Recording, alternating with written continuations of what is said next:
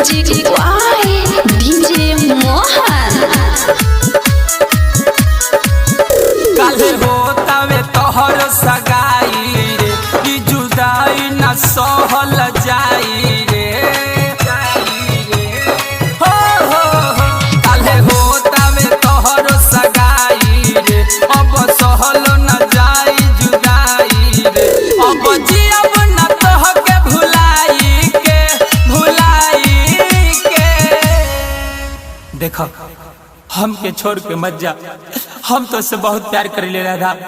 हमके छोड़ के मत जा, अगर तू हमके छोड़ के चल जेबू तो हम ना जियब राधा। चल जेबू ससुराल आई के, दोसरा से मंगिया भराई के।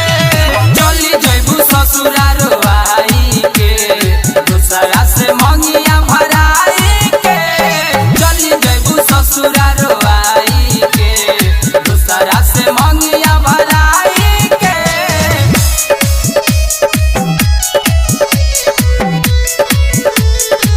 Music by DJ Mohan.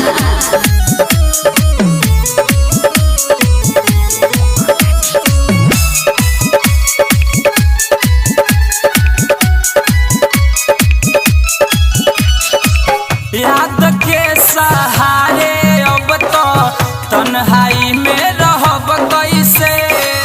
दर्द इतना गहरा बाकी तू ही बोला सहब कैसे। तू ही बोला सहब कैसे। याद के सहारे अब तो तन्हाई में रहब कैसे। दर्द इतना गहरा बाकी तू ही बोला सहब कैसे। हमरा दिलवा में अगिया लगाई के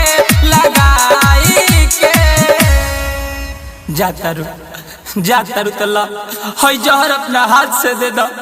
हम जी के का करब जे तू ही हमार जिंदगी में नहीं। चल जेबू ससुराल आई के, दोसरा से मंगिया भराई के।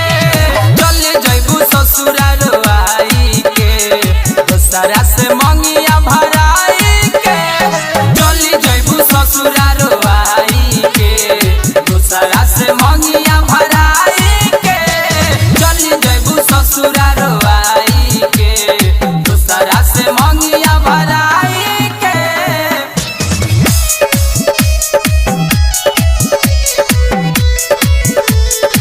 Music by DJ Mohan.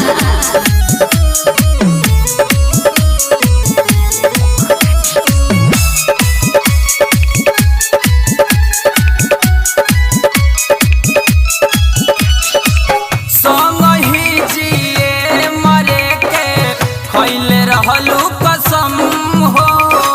सातो जन्म ला कहले रहलू तोहरे बानी करन हो। तोहरे बानी करन हो। संग ही जिए मरे के रानी खइले रहलू कसम हो। सातो जन्म ला कहले रहलू तोहरे बानी करन हो। जालू अमरेश के रोआ डहकाई के। अरे जो खुद भिखारी है इस जमाने में दान क्या देगा।